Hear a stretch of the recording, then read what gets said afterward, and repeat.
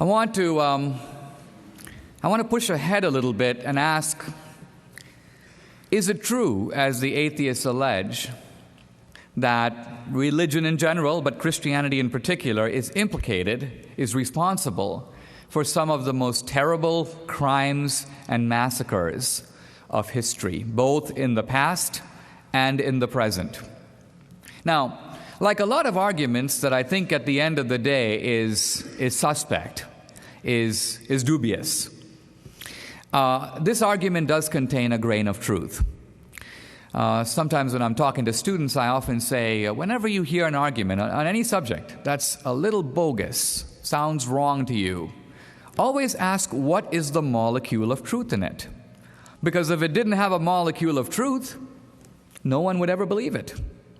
So what is the grain of truth in what the atheists are saying? Well, the grain of truth is that the Islamic radicals do some terrible things in the name of God. That's true. But there is nothing equivalent in any other religion. Where are the Buddhist suicide bombers? You have nothing in Hinduism or Jainism or Buddhism or even Christianity. Where's the Christian bin Laden? Where's the Christian Al-Qaeda or Hamas or Hezbollah? Where's the Christian country today run along the lines of post-Khomeini Iran? It really doesn't exist. The atheists are making a kind of bogus analogy between Islamic radicalism on the one side and, you might say, Christianity on the other. Some of them, notably Hitchens and Harris, have begun to back off a little bit on this point. But let's take their argument even further. Let's look around the world. And I ask you, is it true that most of the war and conflict in the globe today is primarily driven by divisions over religion? I want to argue that it's actually not true. Why are the Israelis fighting the Palestinians? Well, turns out they're not fighting over religion. They're actually fighting about land. And the Hindus and Muslims are fighting about Kashmir. And if you go to Northern Ireland, the Catholics and the Protestants, they haven't been fighting over the Eucharist or transubstantiation. They're fighting over which bunch of guys gets to rule that country. Self-determination, not religion, is the main motor of that conflict. There's a story about a guy who's walking on the street in Belfast, and a man jumps behind him and puts a gun on his head and says, "Catholic or Protestant?" And the man is understandably nervous and sort of looks over his shoulder and says, "Actually, I'm an atheist." And the voice behind him says, "Catholic atheist or Protestant atheist?" Now, you know, one of the peculiarities of contemporary history is that the crimes of religion are wildly exaggerated, while the crimes of atheism, vastly greater, vastly more recent, and still a clear and present danger, are often downplayed or ignored. If you had come up to me a few years ago and said, "Dinesh, how many people were killed in the Salem witch trials?" I would have said, well, I don't know, but I remember in college we read Arthur Miller's play The Crucible, which is a study of McCarthyism, but based on the model of the Salem witch trials. Clearly it was a big deal in American history. I don't know, hundreds, maybe thousands. And if you were to say to me, "Dinesh, well, how many people were slaughtered in the Inquisition, notably the Spanish Inquisition, the worst of them all?" And I would say the Spanish Inquisition, wow, that lasted for centuries, hundreds of thousands, maybe millions.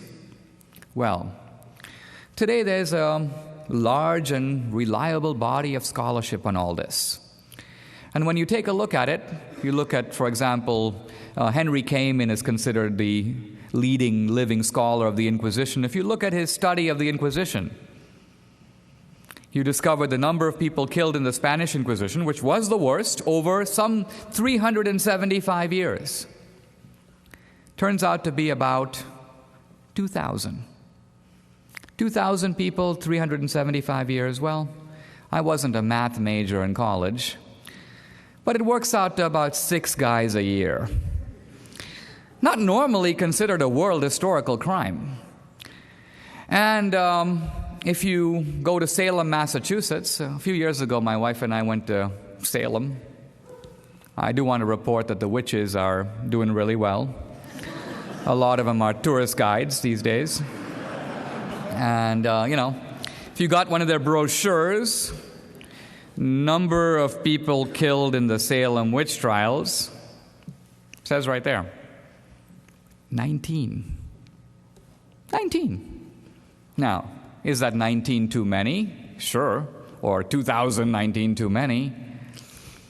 But my point is that while these atheists are crying major inconsolable crocodile tears over the crimes of Christianity, crimes often committed 200 or 500, or in the case of the Crusades, 1,000 years ago, crimes, moreover, that are completely unrepeatable today, what is the probability of the Inquisition returning to Wheaton? These are crimes that have sort of receded into the mist of time. And yet, these same guys will ignore, will downplay, will rationalize the vastly greater crimes of atheist regimes that have been committed not in ancient times, but in living memory, in my lifetime, in the last century, and they're still going on. And people say to me, well, Dinesh, are we talking here about like Mao in China or Stalin in Russia or the Nazi regime in Germany? And I say, well, yeah, but that's only the tip of the atheist iceberg. It's true that those regimes are notable in that in a relatively short space of time, about 6 decades, they did manage to wipe out close to 100 million people. That is an Olympian accomplishment. But that's, as I say, only part of it. What about the succession of dictators stretching all the way back from Lenin and continuing through people like Khrushchev and Brezhnev and Andropov and Chernenko? What about people like Kim Jong-il, Fidel Castro, Ceausescu, Enver Hoxha? The list goes on. Consider a little league atheist like our friend Pol Pot. Normally, you don't even think of him. He doesn't even make the list. And yet, his Khmer Rouge regime in the aftermath of the Vietnam War managed, in the space of about 3 years, to wipe out some 2 million people. 2 million. Even bin Laden, in his wildest dreams, doesn't even come close. Now, who should parachute into the discussion at this point but Richard Dawkins, the author of The God Delusion, who cries out, wait a minute. We have to make a critical distinction. The atheists are not like the Christians. The Christians killed in the name of Christianity. You might have had some tyrants who happened to be atheist, but they didn't actually kill in the name of atheism. Now, Dawkins is a respected biologist. Here, I think you begin to see the problem when a biologist is allowed to leave the laboratory. And why?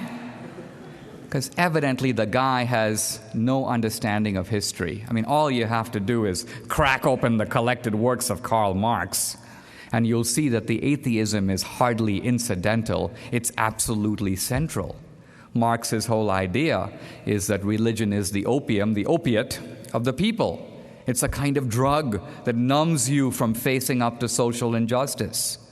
Only by abolishing religion can you create the new man and the new utopia, liberated from the shackles of traditional religion and traditional morality.